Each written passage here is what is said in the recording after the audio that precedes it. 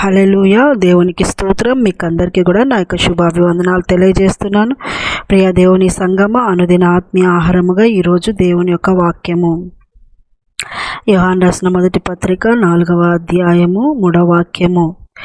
యేసుక్రీస్తు శరీరధారి అయి వచ్చెనని ఏ ఆత్మ ఒప్పుకొనును అది దేవుని సంబంధమైనది, ఏ ఆత్మ యేసును ఒప్పుకొనదు అది దేవుని సంబంధమైనది కాదు. దీనిని బట్టి దేవుని ఆత్మను మీరు ఎరుగుదురు. క్రీస్తు విరోధి ఆత్మ వచ్చునని మీరు వినిన సంగతి ఇదే. ఇదివరకే అది లోకంలో ఉన్నది. దేవునికి స్తోత్రం. ప్రియ దేవుని బిడ్డలారా,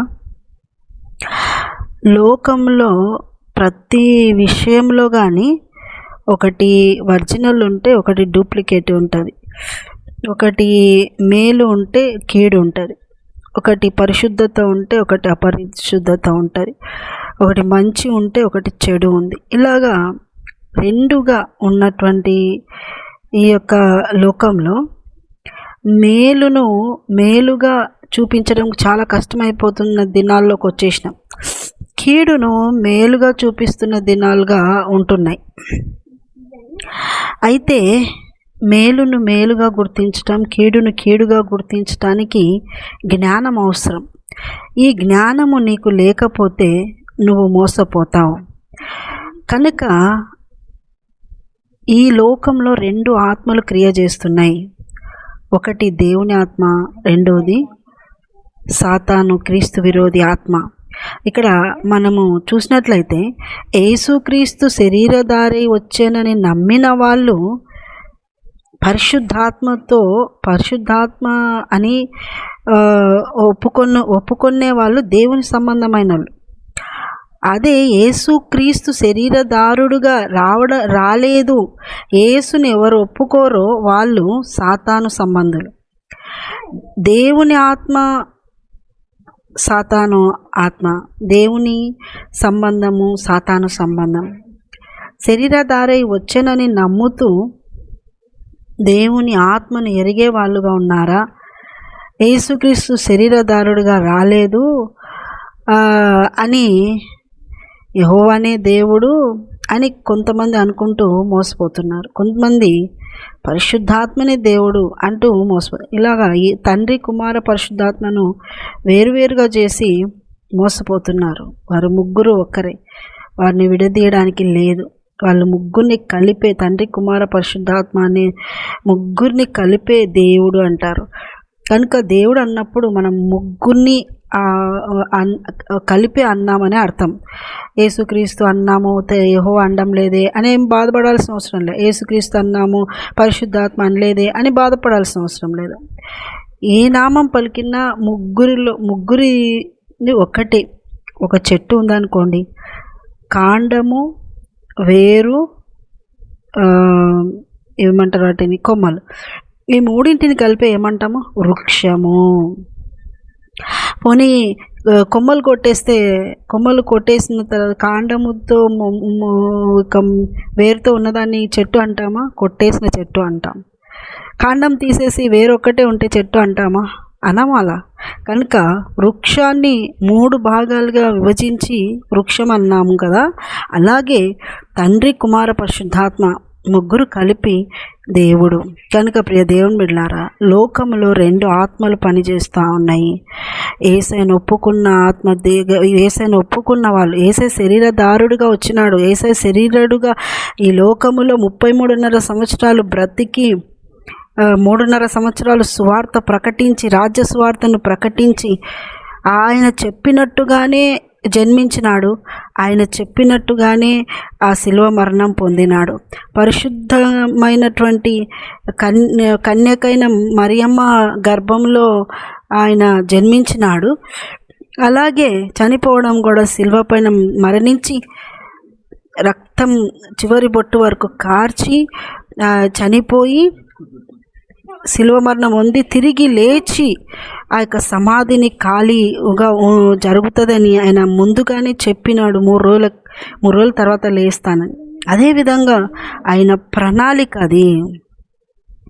ఆయన శరీరధారుడుగా రావటం, ఆమె కన్యమరియ గర్భమందు పుట్టటం, ఆ తర్వాత ఆయన రక్తమాంసములలో పాలివాడాయను. ఈ యొక్క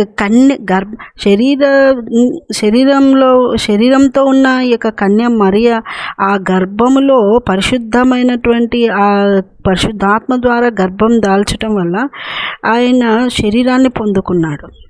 కనుక ప్రియ దేవుని బిడ్డలారా, అలాగా ఆయన శరీరధారుడుగా వచ్చినాడు. దేవుడే మానవ రీతిగా వచ్చి శిలువ మరణం పొంది ఆయన చివరి బొట్టు వరకు కూడా రక్తం కార్చి తిరిగి లేచిన గొప్ప దేవుడు, సమాధి చేయబడి పునరుద్ధానుడైనటువంటి దేవుడు, 3 రోజుల తర్వాత లేస్తా అన్న దేవుడు 3 రోజుల తర్వాత లేచినాడు. ఆయన సమాధిని గెలిచి లేచినాడు, మరణాన్ని గెలిచి లేచినాడు. ఇదే అసలైన సువార్త. లేచి ఆయన ఆత్మస్వరూపిగా, ఆయన ఆదరణకర్తగా, పరిశుద్ధాత్మగా మన మధ్యలో ఇప్పటికీ కూడా సజీవుడిగా ఆయన సంచరిస్తూ ఉన్నాడు. కనుక మొదట శరీరధారుడిగా వచ్చి ఉన్నాడని నమ్మాలి, ఒప్పుకోవాలి, నోటితో బాప్తిసం తీసుకోవాలి. అప్పుడే నువ్వు దేవుని సంబంధివి. ఎవరైతే శరీరధారుడిగా రాలేదని నమ్మలేదో, ఒప్పుకోలేదో వాళ్ళు దేవుని సంబంధులు కారు, వాళ్ళు సాతాను సంబంధులు. కనుక ప్రియ దేవుని బిడ్డ, 2 ఆత్మలు క్రియ చేస్తూ ఉన్నాయి. ఈ 2 ఆత్మలను నువ్వు కనుక్కోవాలి. నువ్వు కనుక్కొని జ్ఞానం నువ్వు పొందుకోవాలి, లేకపోతే మోసపోతావు. మోసము సంఘంలోనే మోసం జరుగుతుందని దేవుని వాక్యం సెలవిస్తూ ఉంది. సంఘంలో మోసం అంటే ఏంటి? దేవుని మాటలలాగా చెప్తూ దేవుడే చెప్తున్నాడని అనేటట్టుగా ఉన్నారు, కానీ క్రియలు కనిపిస్తలేవు. దేవుని మార్గంలోనే ఉన్నారు, మంచి విశ్వాసులని చూస్తాము, కానీ వారిలో ఆత్మఫలాలు లేవు. ఇలాగా దేవుని సంబంధులే అని మనం అనుకుంటున్నాం, కానీ వాళ్ళల్లో మరి దురాత్మ సంబంధమైన వాళ్ళుగా ఉంటున్నారు. క్రియలు లేకపోవటం ఒక చెట్టు ఫలాలను బట్టించే ఆ చెట్టు ఫలానా చెట్టు అని గుర్తించినట్టు, నువ్వు దేవుని సంబంధి అయితే నీలో క్రియల ఫలాలు కనపడాలి దేవునికి. నీ యొక్క క్రియలు మారాలి. నువ్వు దేవుని సంబంధివైతే, నువ్వు దేవుని ఆత్మతో నడిపింపబడితే, నువ్వు మోసపోకుండా దేవుని యొక్క మార్గంలో కరెక్ట్గా నడిచినట్లయితే నువ్వు కనుక్కోగలగాలి. డూప్లికేట్ మెసేజ్ ఏంటి, డూప్లికేట్ వర్తమానాలు ఏంటి, డూప్లికేట్ ప్రవక్తలు ఏంటి, డూప్లికేట్ అబద్ధ బోధకులు, డూప్లికేట్గా ఒరిజినల్కి జీరాక్స్ ఎలా ఉంటుంది అలాగా, కలర్ జిరాక్స్ లాగా కనుక్కోలేని పరిస్థితి. కానీ కనుక్కునే వివేచన జ్ఞానం నీకు కావాలి అంటే దేవుని సన్నిధిలో ప్రార్థన ఉండాలి, దేవునితో నీకు కనెక్షన్ ఉండాలి, దేవునితో అనుభవాలు ఉండాలి, దేవునితో నువ్వు మాట్లాడాలి, రోజు మాట్లాడాలి, ఆ క్రియలు మార్చుకోవాలి. పరలోకం విషయంలో ఆశ కలిగి పైవాటి అందే నువ్వు నిరీక్షణ కలిగి ముందుకు వెళ్తూ ఉండాలి. కనుక ఆత్మీయ జీవితమును కొనసాగించుకోవటం అనేది ఒక పోరాటం లాంటిది. ఏదో ఆషామాషిగా ఏదో రక్షణ పొందినాంలే, ఏదో ఒప్పుకొని ఇక అవి సిగరెట్లు అవి మానేసినాం, తాగుడు ముందు అవి కాదు.